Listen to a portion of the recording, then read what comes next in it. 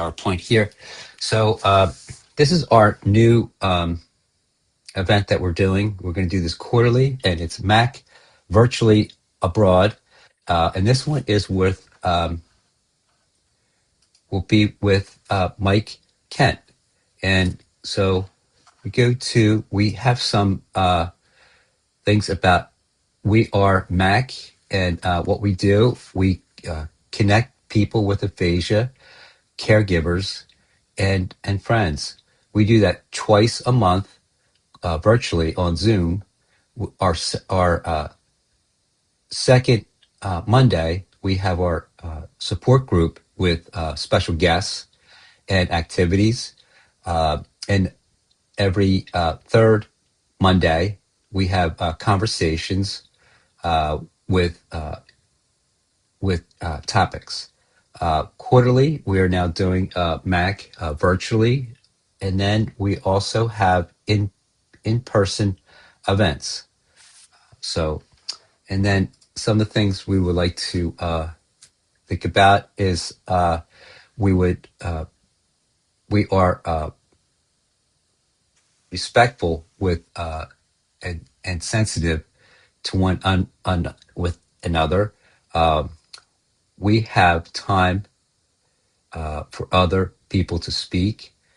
We aim to use aphasia friendly conversation community communications. We ask everyone to mute themselves, and then if you have something to you can unmute if you have questions. Um, Why did you see. do that? Okay, and then we go to we don't ask any advice for medicine, or we don't want to add any kind of politics or religion. So here, this is want you to meet Mike Kent, and Mike, I'm going to stop this, and then do you want me to? I have your PowerPoint. Do you want me to put that on there, or you want to share yours? Um, I can share mine, is that right? Yes, can. Yes. Hmm.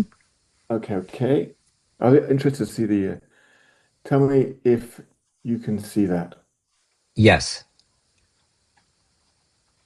Okay. Um, well, welcome everybody. Wonderful to meet you all. And my name is Mike Kent, and I live in Paris, as you probably say from the Eiffel Tower. But I'm not Parisian. I'm English. And I'm here to talk to you about a catastrophic event that happened to me 6 years ago and completely changed the course of my life and how I would say rebuilt it, but I have actually bounced forward. How I have constructed a new life and I even say a better life, and one that is much more oriented around fulfillment and uh, giving towards others. So, can everyone understand me and the way that I speak? Because sometimes the English accent is a bit bizarre We're to you good. Americans. Okay, so let's get going. How do I go into speaker mode? Show meeting was there no comment? Okay, yeah. So before 2019, as I said 6 years ago, I I was a fairly successful. I don't know what successful means these days, but I was working in an international career and had jobs with sales and marketing technology companies. So I worked for Motorola, I'd worked for Nokia, I'd worked for um, startups that got bought, and then I went to be a consultant and started out on my own. And that's kind of like when the kind of like the wheels came off a little bit. And I got myself back together, and at the beginning of 2019, I found my dream job in Boston. It was a Swiss company, and they um, employed me out of France to begin with the plan to actually be based out of Boston or another international city. But it was such a phenomenal opportunity for me, and having got all my life back on the straight and narrow, being able to actually just get back and be myself again was a huge, momentous achievement for myself. And I was really, really pleased about that. And just before I um, took that job, um, everything changed because I went back for a routine operation in France for my nose. It was for I practiced Krav Maga, which is a martial arts sport, Israeli martial arts, and I got hit on the nose, and so my nose is a bit weak, so we got needed to be fixed, and I went into the hospital. I had three operations. Amazing. They took stuff from my side, my ribs, to put in my nose and from my ear. It wasn't strong enough, so they decided to pick it out from my head. And of course, I had no idea. I trusted the doctors. He was the number two neurosurgeon in France, and the person gave the job to a trainee who drilled too far into my head, um, looking for cartilage. And the last thing I remember is actually saying, "Can you?" They said, "As you give me the anesthetic, can you think about something that's going well for you, something happy, something nice?" And so I said, "Yes, I've just got a wonderful job, and it's in Boston, and I'm so really happy." And went out under the anesthetic. And during that time, the guy that what they took the cartilage out of my head, but they didn't realize that I was hemorrhaging blood all over my head and all over my brain. And the night duty doctor, when I got put into the wake up room, was very concerned that I hadn't woken up after 2 hours. And so he decided to put me into an artificial coma and checked out what was happening. And I was having he basically said I had 90 minutes to live. I had so much blood running around my head. It was amazing that I even managed to still be alive or still be able to breathe. He basically drained as much as he could. They can't wake up someone from an artificial coma, and they put you in the room, and you wake up by yourself. And I didn't wake up that day. I didn't wake up the next day. I woke up 8 weeks later, um, which is pretty incredible, really, because I don't actually remember anything. Um, and the last thing I remember was actually going under, telling the anesthetic, and I can't say that word, the person who gave the anesthetic. Um, she was a very beautiful woman, actually, and telling her about my new job. And next thing I knew, I'm waking up and I'm seeing these people opposite me. It's my mother and my twin brother and my best friend. And I go, why are they there? Why? And I tried to roll over on my right side and I couldn't. And really forced myself. This is really odd. Why can't I move my right side? And I fell over and out of the bed. And at that point, I cried my eyes out because at that moment, I realized that there was something seriously wrong, seriously not going well with it. And I couldn't move my whole right side. And what that meant was that I was paralyzed. Right? And this is for someone who has not been in that kind of position at all in my life. I didn't know what to do. I didn't know how to actually handle it. I went into a depression, really big depression. I tried to end my life, but it didn't work, fortunately.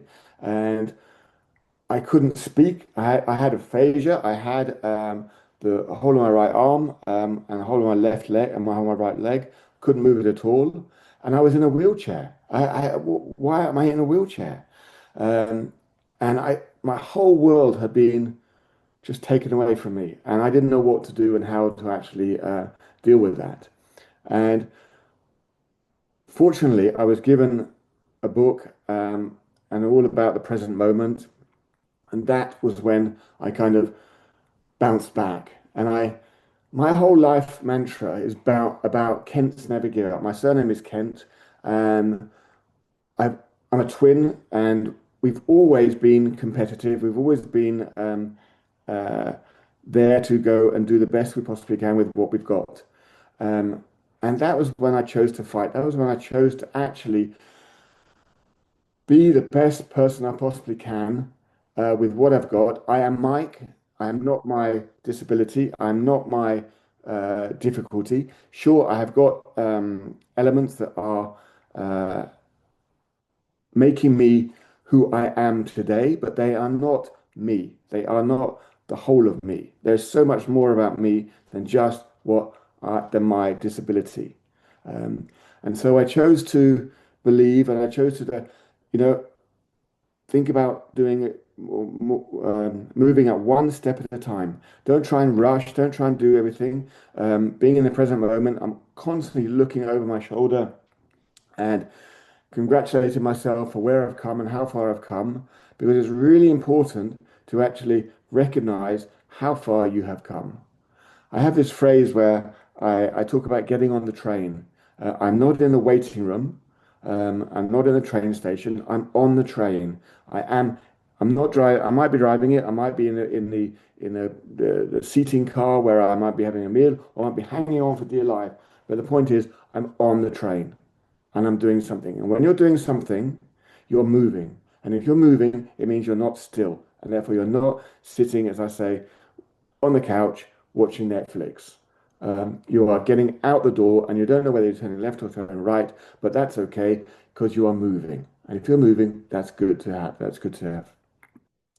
So I then went into a rehabilitation center to learn how to live again. I was there for 6 months, or 8 months actually, because it was in the period of COVID as well, and it got shut for COVID. So I got sent home. Um, and these are really, really difficult periods of my time, of my life. And I recognize that you cannot do all of this by yourself.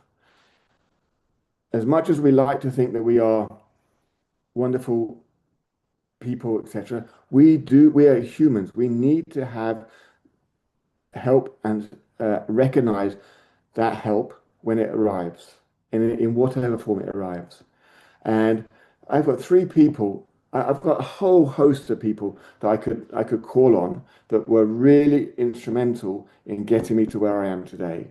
Um, that last point, I was never alone, and that I never realized that until I wrote this the other day, because we sometimes take all these things for granted, but it is important to recognize that we are never alone. It is important to realize that these people who come into our lives are there for a purpose. And whatever you believe in, and I believe in the universe, but whatever deity or whatever you believe in, we are we can't really control what cards we are dealt, but what we can control is how we actually use those cards.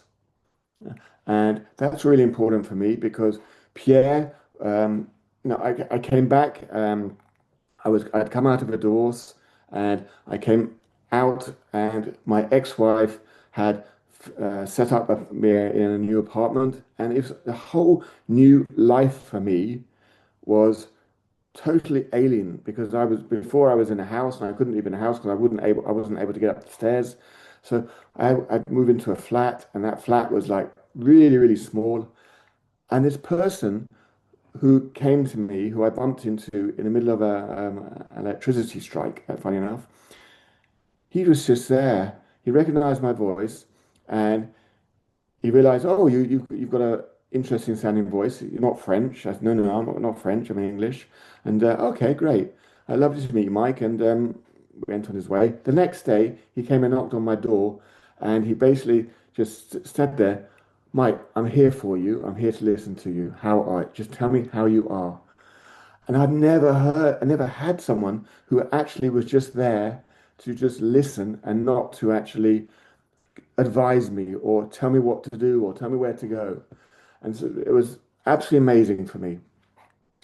Sophie was the what I call the rugby ball, the person who was um, head of physiotherapy at the re-education center.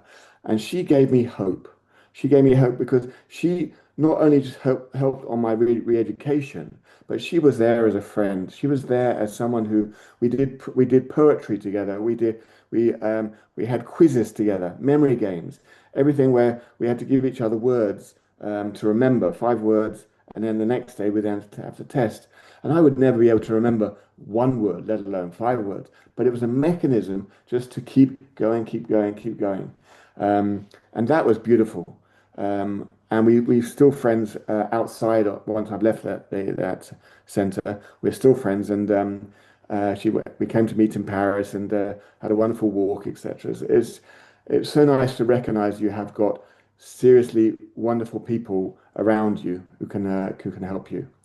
And then when I came out, the last person was Solange, which actually means sun angel. And I kept calling her my angel because she again was my physiotherapist, but not in the center of education, but in my house or in my flat. And there she was very strict, very tough, but we built this friendship because she knew that I was giving so much, and then she would give so much, and then we became friends, and we would go for walks and to the countryside, and just be have experience life together. And so you can imagine that the three of them listening, having someone who teaches you how to listen, someone teaches you how about hope, and someone who teaches you about strength. You have got three phenomenal elements that make up my creation of who I have just become. And so I rebuild my life. I learned to speak again. I learned to walk. I mean, walking is I mean, speaking is kind of hard. I was fluent in French, and I forgot all my French. Um, and my ability to actually communicate and remember what I'm saying and how I'm saying it was really poor at the beginning. And it's got better and better. But I still am not able to remember everything that I want to remember, or as I think I might have been able to remember before. But it's difficult because I don't know what that was and how that was because I don't remember. So it's really, really odd.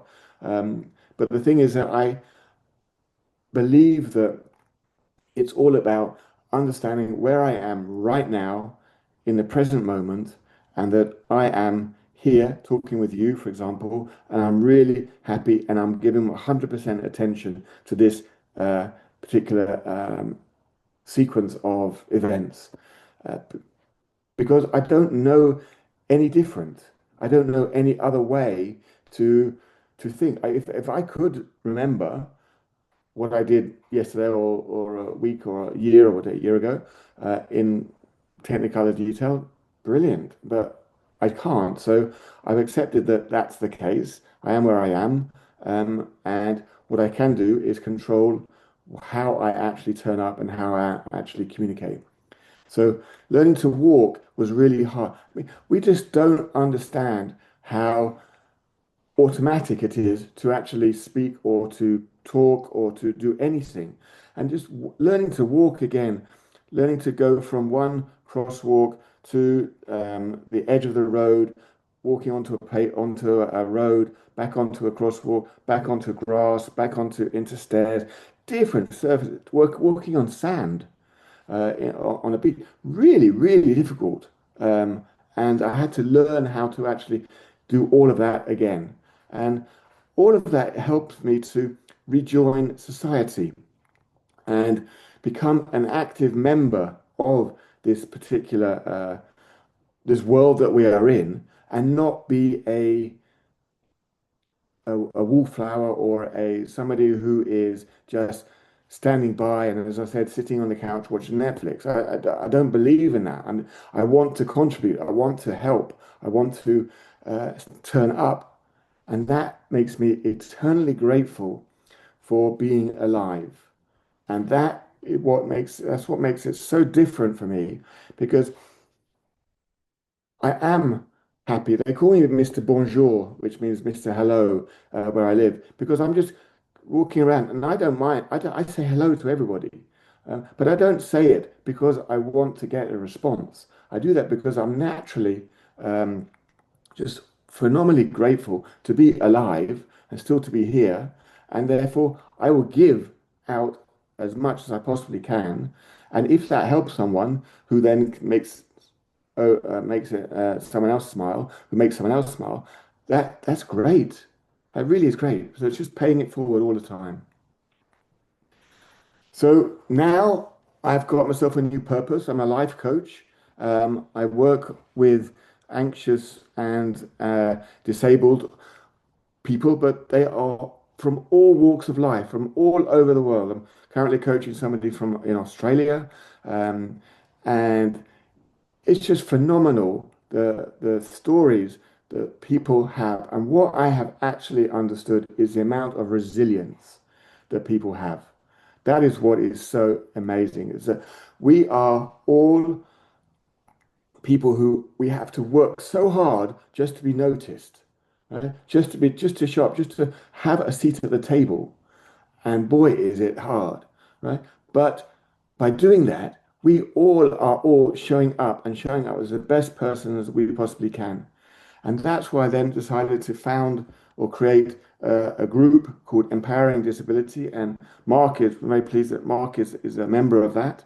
Um, and that has grown to incredible numbers. But it's not, it's about having a safe community where people can actually be and be themselves, express themselves, do what they want, be with who they want. And there's no element of holding people accountable or having people criticizing people. Um, I'm just allowing people to be who they are and show up in whatever form they are. If they want to be grumpy, they can be grumpy. If they want to want to be just there and not talk, that's no problem at all. But it's just about understanding that they are there, and it's amazing that they are there, and I'm very happy with that. And that's all about giving back. Um, and now it's becoming a little, it's just big, and I think we're starting on a movement, and it's exciting. It makes me shiver because I don't know where it's going to go. I have no kind of like objective in mind at all. The whole thing was just built out of just having somebody, having people, getting people together. And I remember I was so excited when I got 50 people. I was like, wow, 50 people, fantastic. Um, and now we're up to nearly 9,000 people. So what is really important now is for me to then help people and help people in a way that they can possibly, in the best possible way that they can show up for themselves.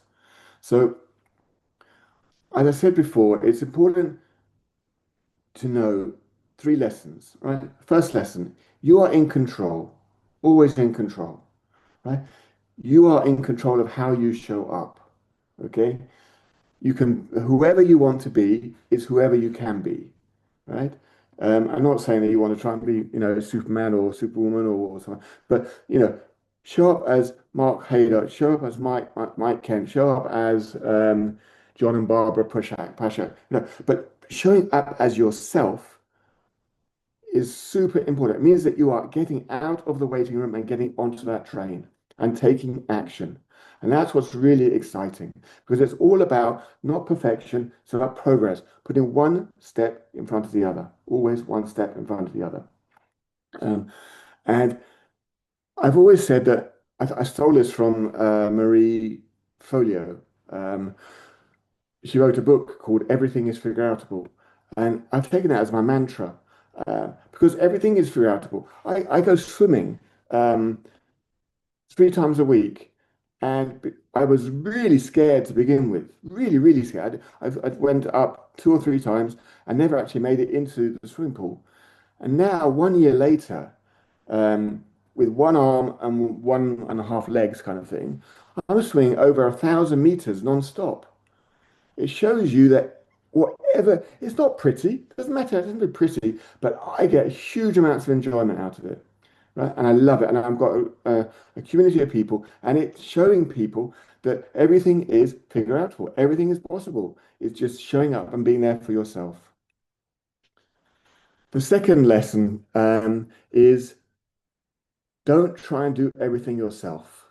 Accept and value support, accept help, build relationships because we are human beings. It is in our psyche, or we're conditioned to be social. We're conditioned to give and receive, not just to receive. And it's about finding your own tribe, finding your community, finding your friends, and believing in them and rising together as as a unit to go and do what it is that you didn't believe that you could do as a single person, but as a community, as a tribe, you can probably do. And even if you don't succeed, the fact is you are trying. The fact is you are putting just one foot in front of the other shows that you are getting get off the out of the waiting room onto the train and you're moving. And you may not have that success, but you will have some success. And that success may be something completely different.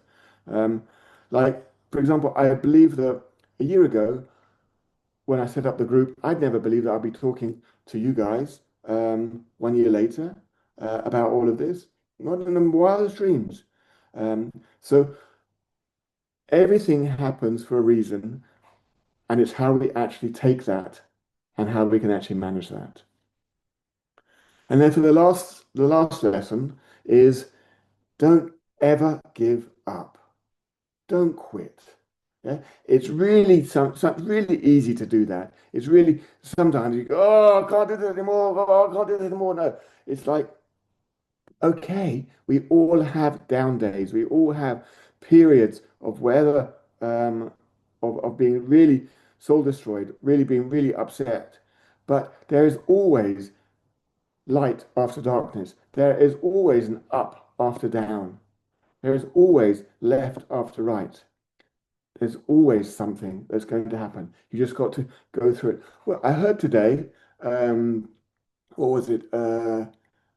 People, was it some species, maybe it's orangutans or whatever, or monkeys in Alaska, whenever there's a storm, they actually lean, they go to, don't run away from the storm, they lean into the storm, and because they know they're going to be in a storm, and the fastest way to get out of the storm is to go through the storm.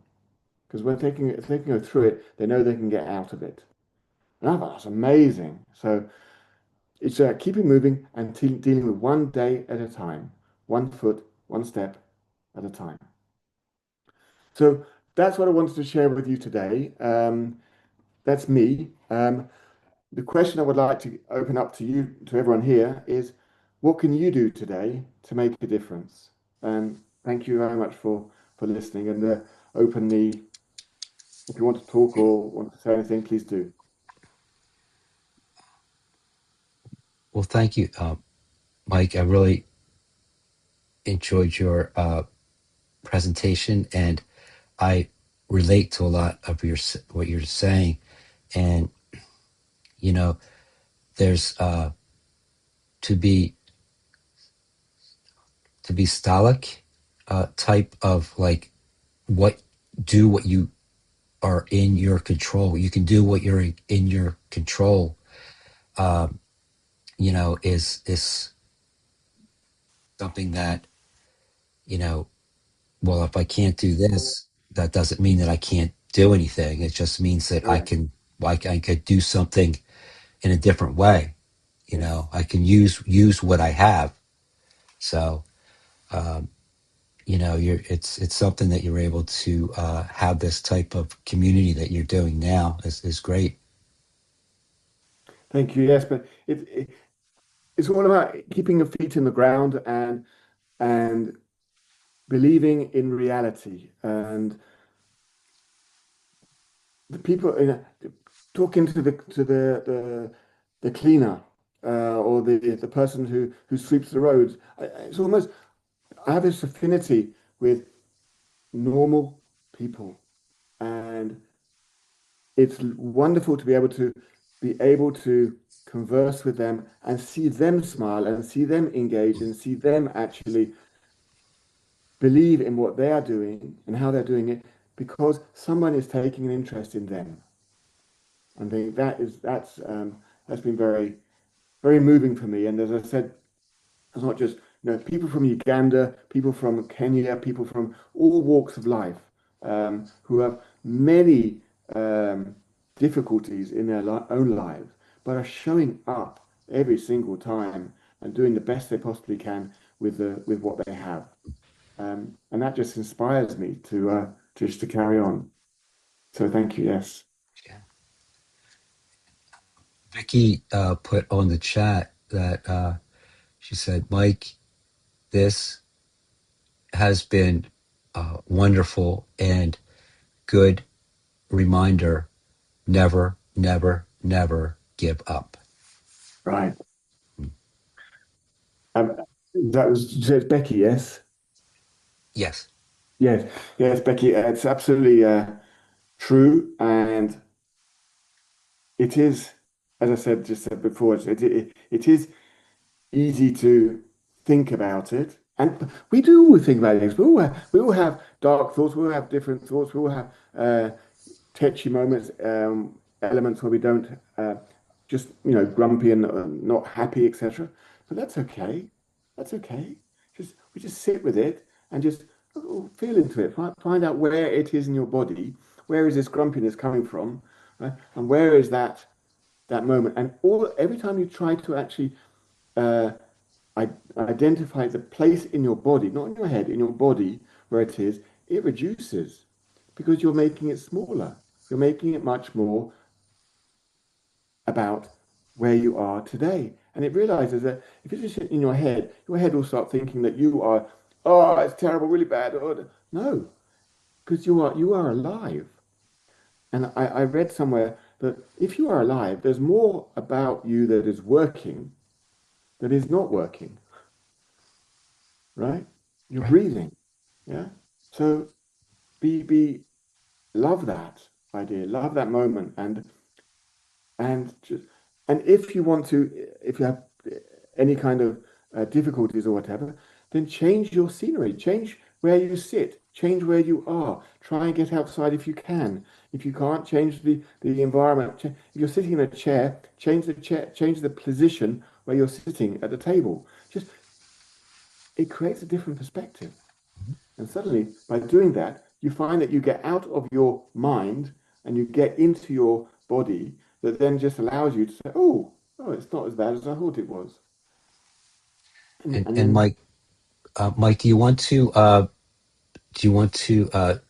stop sharing your screen so yes. everybody can see? And then Michelle, she wants to know how she can find more about your group. Oh, okay, that's really kind. It's, I don't know how to do it. I used to be a technical person, but I don't know how to do these things. But the group is on Facebook and it is called Empowering Disability. And Um, can I could, is it, I'll find it. I'll find it. If anybody else yeah, has questions, I'll find it. yeah, Okay. okay. But yeah, empowering disability, or otherwise search for Mike Kent, um, disability, and my name will come up.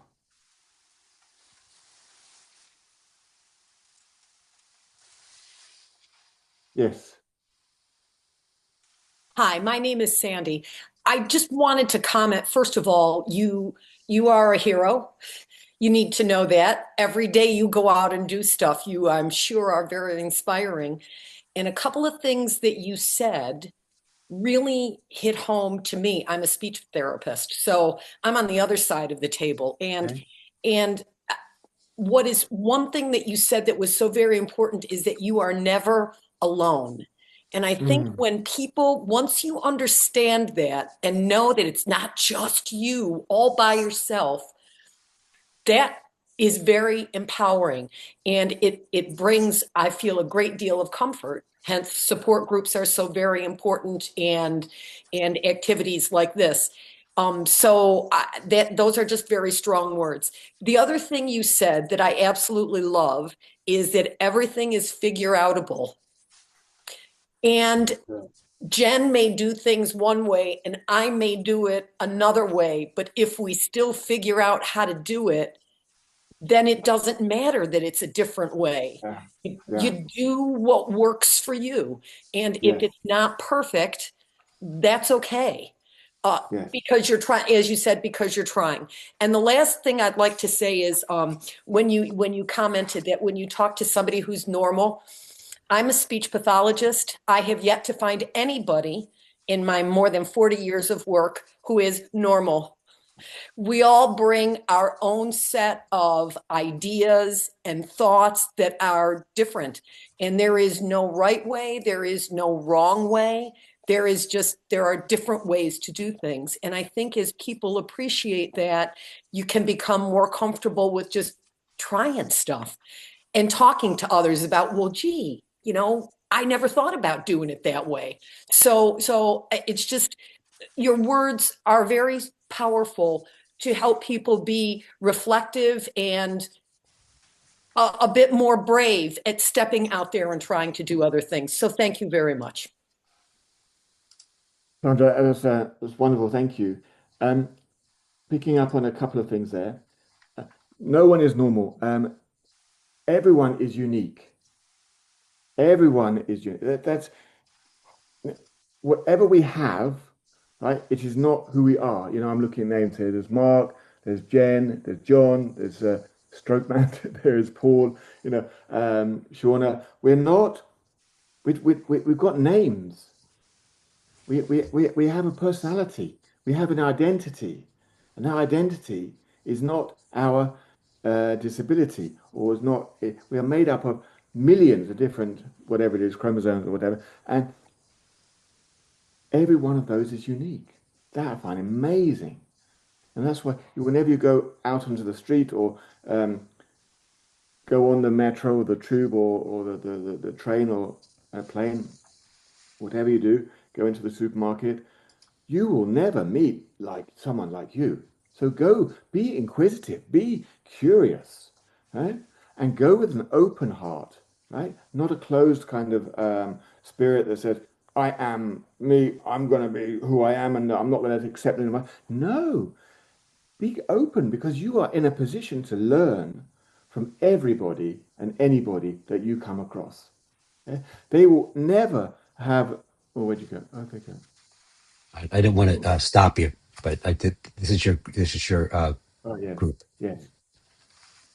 So Um,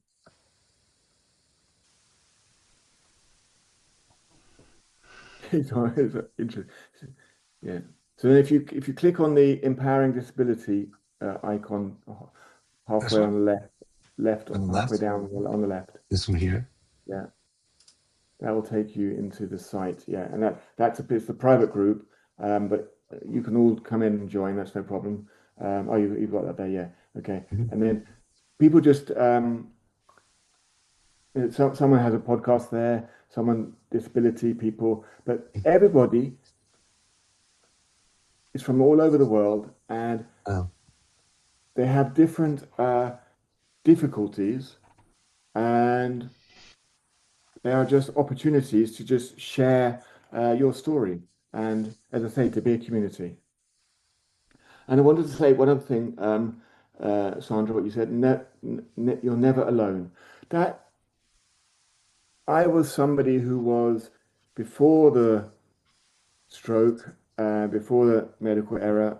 I still haven't got a terminology for it, but before that event, I was somebody who was a bit more um, isolationist. I was somebody who was by himself. I was married, I had a couple of kids, etc. But I was living a parallel life.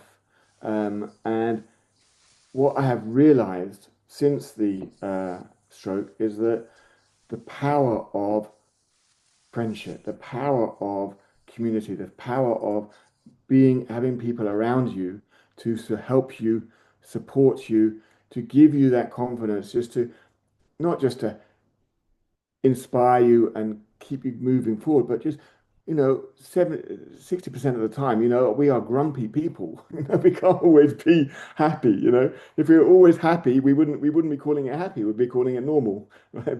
But we're conditioned to be difficult, and when someone can show up and tell you, Mike, you're being difficult, and doing it in a loving kind of like a friendly voice, I think that's worth its weight in gold. It really is.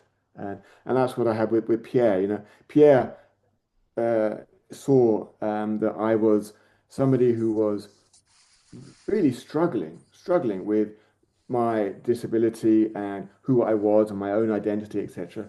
And he just sat there and listened to me, not passing judgment, not giving me any criticism, not giving me any kind of you must do this, you must do that, you should do this, you could do this. Then no, he just sat there and listened, and I'd never had that before.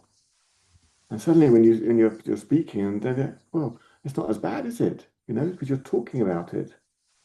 So thank you. Yes, I appreciate that. Could I could I make another comment? Um, Michael, I just want you to know you are truly an inspiration to um and I agree everything that Sandra said. I, I believe, a lot of the things that you hear is when you're going through therapy that I've heard is you got to get used to your quote unquote new normal.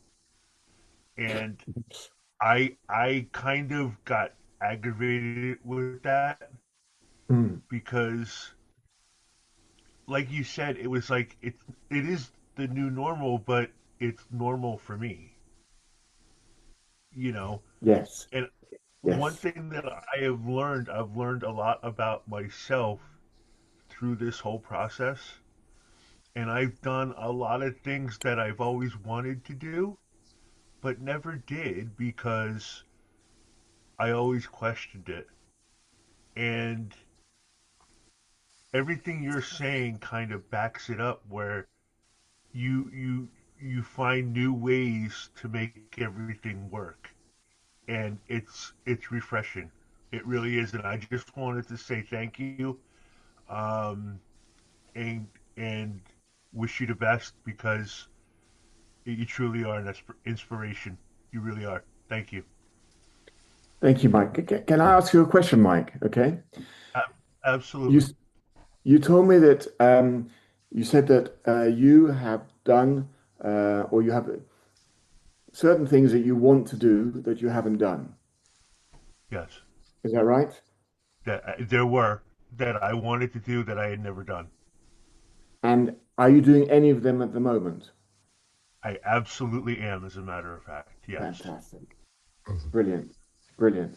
I And absolutely are am, you and that is a lot of it is because a friend of mine who has aphasia has convinced me to do it, and I am doing it no matter what anybody says, exactly? and everybody's been very supportive. And one of the things that I always say that we are events seem to happen to us, and is how we actually interpret them. Why I took up swimming, I don't know, but I now use swimming analogies. And one of them is whenever you're swimming, don't look over and see how well somebody else is swimming, because there's always somebody swimming faster than you and someone who's swimming slower than you. Uh, The only person you want to be comparing yourself to is how you were swimming yesterday or how you were swimming last week or last month or whatever. Where have you come from? And if you are progressing, right, that's all that matters because it's not about perfection, right? It's about just moving forward and you become somebody different. right? You become Yes. you're the mic, and that mic is bigger, bolder, better for whatever he is doing because he is able to learn from that Yes. because he's now finds himself in a new position, in a new space, and that means he's not anywhere, not no longer where he was before, which means he's progressed in his own lane, and that's the most important thing. I love it. That is amazing. Absolutely amazing. Thank you. I also like the part of it. It's progress is better or greater than uh, perfection. Mm. And you know, I started doing a poetry group after my stroke, and you know, I could I had a hard time saying my reading out my own poetry, my poems out, and so I still have problems with it, but we've been doing this for over 5 years now, doing it, and so it's we you just you have progress, not perfection. And it's very interesting where that has come from because before I've always not always I have always I have been involved in marketing, and marketing is all about perfection. Marketing is about having the best, the best a man can get is Gillette's phrase. Mm. Uh, the I can't think of any other ads at the moment, but it's it is all about finding that intricate detail to make it one little bit better. And I don't agree with that anymore. No. It doesn't matter uh, how you actually do what you are doing, as long as you yourself are proud of the way, not how you did it, but how you showed up and how you tackled it, because that is what is important. If you believe that you are able to do it to the best of your ability, like with my swimming, and as they, it's like I'm hitting people and hitting the ends of the side, and I can't really see where I'm going, but I'm doing it, Mhm. and I feel so good about it afterwards, and it becomes a source of conversation, and that's what's inspiring. That's what's exciting about it, and the progress. You go from like not wanting to go into the swimming pool and turning back 2 or 3 times to actually getting into the going down the steps of the swimming pool was one of the hardest things. And people don't realize that. If you can't, if you're not able to walk, not able to hold on to the railings or whatever as you would normally do, then we just assume that people just can get in the swimming pool and go for a swimming. But it's not like that at all. Everything has to be relearned, and everything has to be actually taken on board. And being able to go through that, being able to actually like turn towards the hurricane and go toward into it means you're leaning into fear, because on the other side of fear is always hope. There's always joy, there's always light after dark. So however bad it actually is, just do it. Just get on there and do something about it, because you'll be so proud of yourself of having just got up off the couch.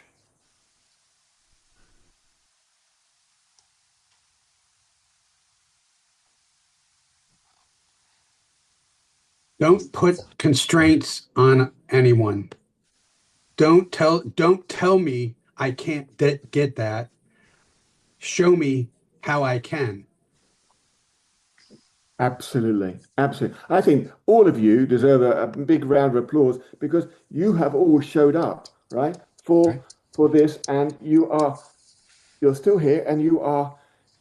I find that courageous. I find that amazing because it's so much easier to stay in your home or whatever and to receive the recording and to watch it another time and to but to be here and to be participative, I think that is important. That is meaning you are showing up and being somebody and counting and being counted on. And I think that's brilliant. So well done to all of you. Brilliant. Thank you for helping do that. No, no, you're doing all the work yourself. Wow. I'm here as a small catalyst, and we all know, don't we? It's the hardest thing actually is when the lights go off and we're back into our own homes and we're dealing with the everyday normality of life. Yeah? But I believe that we are allowed to have moments of joy, of fun, of companionship or community, because it's that what inspires us to lead our daily lives and be who we actually are and show up for the people that we find important within our own lives. And I think that's what's really good, if that makes sense. Yes, definitely. I'm a dancer, and Oh, we have one dance step that 2 steps forward and 1 step back, 2 steps forward and 1 step back. And it's giving me, when I fall back, I said, well, get up and do it again, yeah. Mhm. Yeah. Absolutely. It's like if you think back to, well, none of us can remember. Maybe some of you can, but I certainly can't. When we were children, learning to ride a bike, you know, Yeah. it's the classic example of the father is holding the bike and saying, "I've got you, I've got you, I've got you," and he hasn't got you, and you're off biking it for yourself because you're doing it alone. And that's and if you fall over, you pick yourself up. When you're learning to walk, you fall over, you pick yourself up, and it's a natural instinct to actually just keep on going and keep on doing it. So, it's wonderful. I thought you, Paul, you might say you might dance for us, but maybe next time. You have a dance class? We are a dance class. We are Oh, always okay. here. Yeah. The dance of waiting to life. see you dance. The dance of life. Yeah. Yeah, absolutely. That's for sure. That's for sure. There you go. Yes.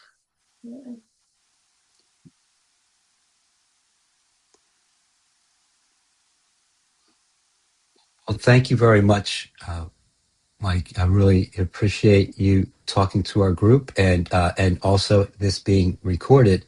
There are people that really weren't able to be here, and they were interested in your presentation. So I think they're looking forward to it too. And if anybody wants to reach out, just as a bit of support or whatever, my doors are always open, my line's are always open. Whether you're on Facebook or email, it's absolutely fine. Uh, I think Mark, you have my details, so Yes. yeah. Okay. So Okay. please do reach out because it's actually an experience for me to learn about you and to learn about what you are going through and what you are experiencing. And I think it really is a two-way street. Yeah. So I encourage you to do that. Well, thank you. I have a couple more slides before we go, Okay. because we have some other. We have another presentation that's coming up. Let me. Do you want me to stay on or do you want me to, Yeah, am I, you can yeah? definitely can Okay. stay. Yes, please. Um, let me see. I gotta get my. And then.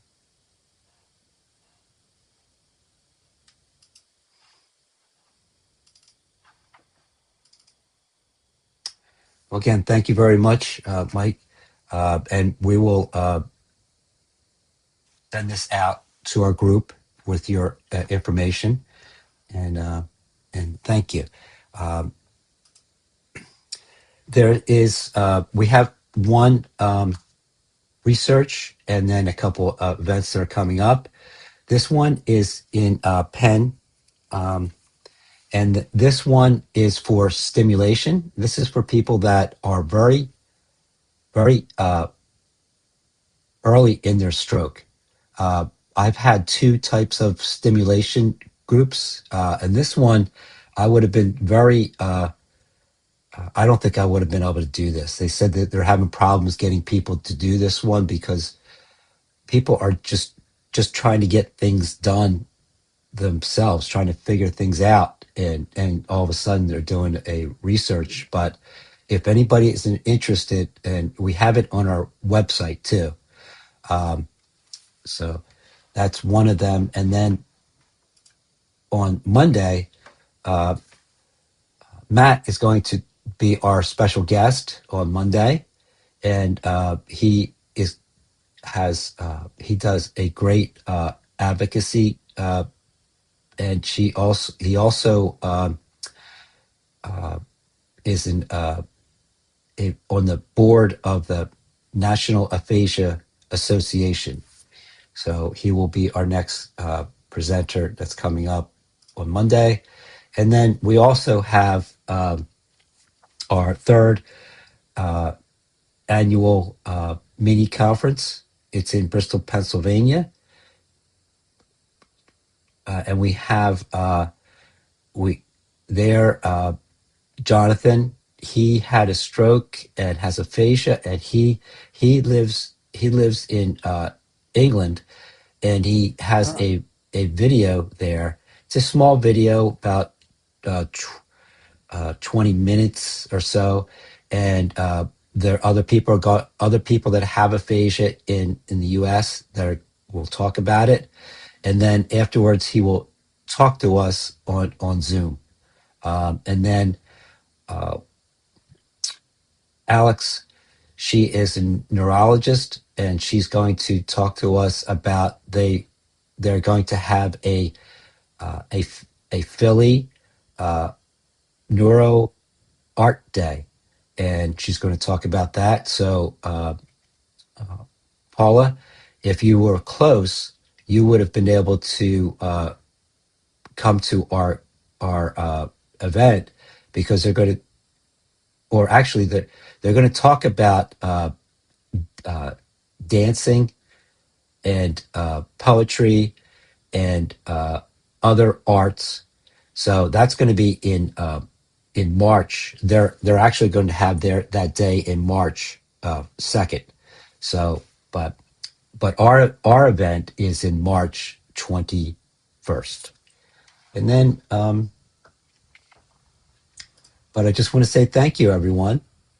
And there's a couple of, which I want to make sure if there's anything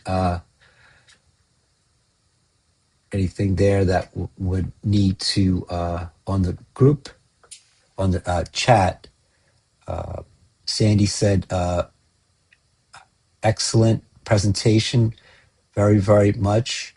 And then Michelle, Mike said thank you. And then also Shauna said very much, thank you. And then Michelle also, and she has her information there too. So, but thank you, everyone, and I really appreciate it. Thank you, everyone. Lovely to meet you. Thank you. All right, bye.